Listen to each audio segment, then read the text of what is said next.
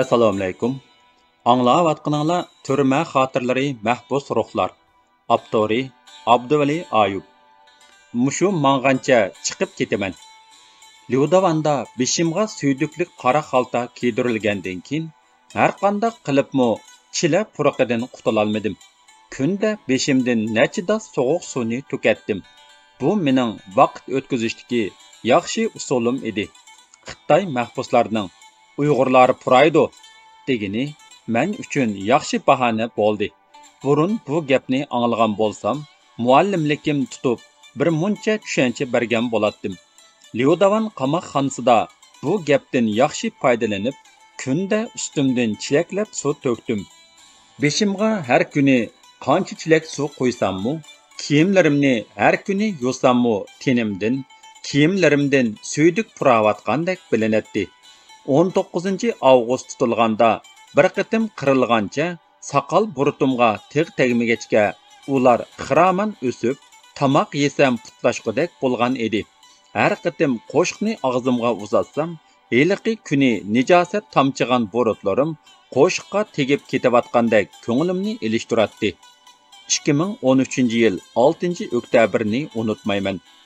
Shu kuni tunji qitim choch saqal va burutlar to'liq elendi.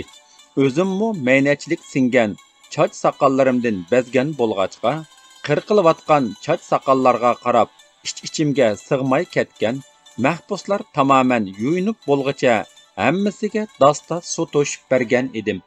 Havolanmada tugilib o'ltirgan mahbuslarning ustiga o'zim xolab suv quyib berdim. Oxirida navbat menga kelganda badan sopun qolmabdi. Ömrümdə tunji qitim sopun parashki bilan yuyundim.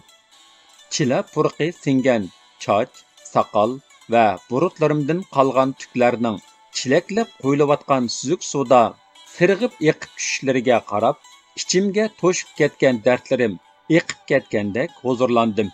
Go'yo o'zimni poklanib, yeniklab qolgandek his qildim. Akam kirgizib bergan yangi ich kiyimimni kiyib, chila puraydigan kona ich kiyimni axlatga tashladim. Tutilgandan beri tunji qitim o'zimni butunlay poklangandek, Allohga yuzlanishga haqiqiy loyiqdek his qildim. Beshimdan sharqirtib quyilayotgan muzdek sovuq suv bilan dug'lashgan o'y fikrlarim suzildi. Qalbimni qizdirayotgan g'azab, nafrat va iztiroblar sovishqa boshladi. Sagak o'ltirib o'ylandim. Esimga kelgan sarang bo'livelish, o'zimni yaralandırıp doktorga berivelish, kamerga tekshirgili kirgan gundupayni lo'ngam bilan bo'g'ib o'ltirib, biroqla qutulish qatorli xiyollarning hammasidan bir-birlab voz kechdim. Men qamoqdagi xo'rliqdan qandoq qutulishni emas, qamoqda qandoq qilib sog'lom, umidlik va ma'nilik yashashni o'rganishim kerak edi.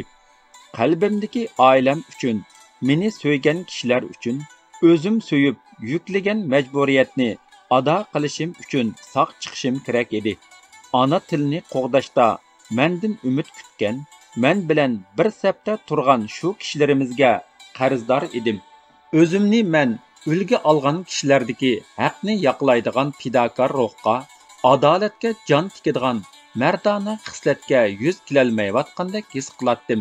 Tinimni sog', ishtihoyimni chog' va uyqumni soz qilgan Allohga shukrlar aytishim kerak edi.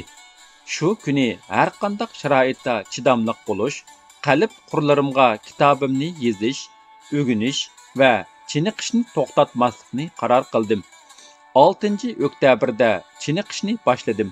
Kamerda chiniqish usulim to'xtamay mengish, mang'uzmasa joyimda turib sakrash va qo'saq qatlash edi. Kamerda menla Uyg'ur bo'lg'achqa, ba'zida o'zimga Uyg'urcha so'zlab ketatdim. Kamerdagi eng xatarlik ishlar Uyg'urcha gap qilish, chiniqish va namoz o'qish edi. Mahbuslarga yig'in ichilsila, menga namoz o'qimaslik, qattiq harakat qilmaslik va Uyg'urcha pichirlamaslik haqida ogohlantirish beriladi. Ta'limga ba'zida tarjimonlik qilgan bo'lib, biror Uyg'ur kirgan hamon ikki og'iz so'zlashayolatdim. Kamerda tahorat ilish uchun muzdek suvni boshdan quyishdan boshqa bexatar usul topolmadim. boshqa har qanday shakldagi tahorat ilish bilinib qolatdi. Shunga har kuni eng az 2 qatim yuyinishga to'g'ri keladi.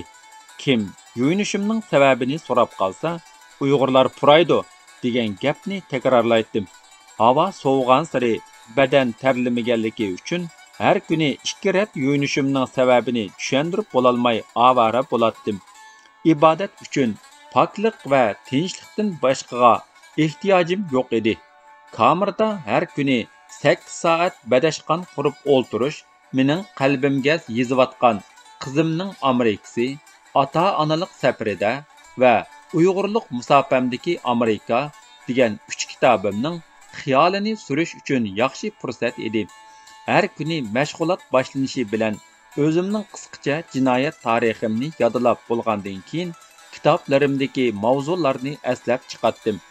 Ondan har bir mavzuga yezilishi kerak bo'lgan tafsilotlarni o'ylashga boshlaydim. Mahbuslarning hayotimi men o'qib boqmagan, varaqlanmagan muhim kitoblardan edi. Har kuni faqat bo'lmaganda bir mahbusning hayoti bilan tanishib chiqatdim.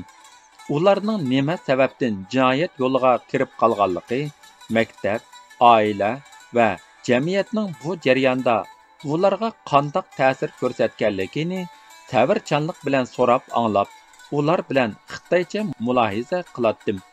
Har kuni uxlashdan burun kunduzda kitobimga kirgizishni plan qilgan tafsilotlarni yana bir qatim eslab chiqatdim. Har kecha kam deganda 2 soat bo'ladigan kechilik navbatchilik menga qamoqdan chiqqanda yozadigan yozmalar haqida o'ylanadigan, joyimda turib sakrab terlaydigan va qazo qilgan namozlarimni sharatsiz o'qib oladigan tepilmas fursat edi. Har kuni tushdan burun yarim soat, tushdan keyin yarim soat havolanish fursati bor edi. Kamerning orqasiga chiqarilgan havolanma bo'shliqida chitlangan torusdan osmonga qarash, cho'nqur nafas ilib, ichimga patmayotgan bearomchilikni pulab chiqarish, ichimni bo'shatishning yagona yo'li bu edi. Ustimdagi chitloq ko'zimni bearom qilatdi.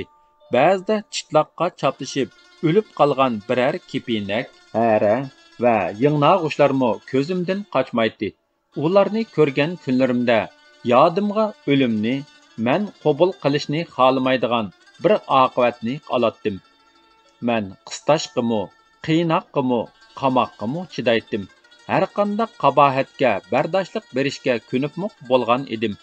Ammo o'lim degan bu oqibatni, bu mangulik judolikni tasavvur qilolmaydim.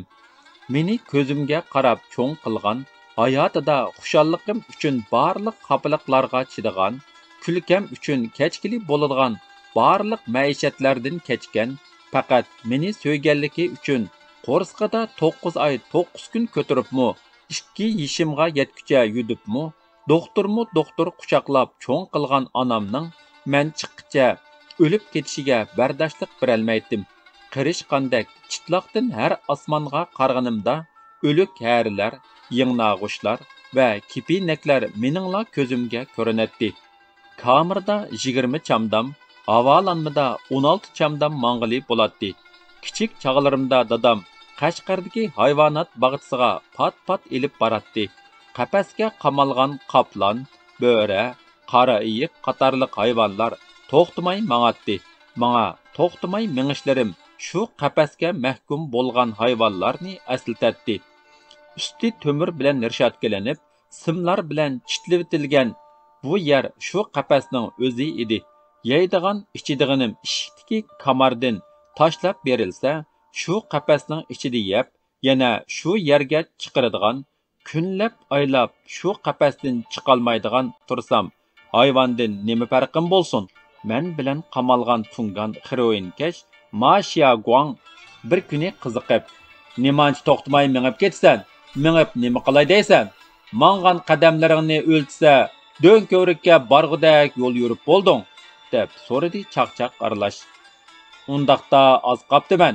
Do'nko'rikdan yana 2 bekat mangsam uyimga borg'udakman. Mushundoq mang'ili tursam, bir kuni cho'qim chiqib ketaman" dedim menmu chaqchaqqa javoban.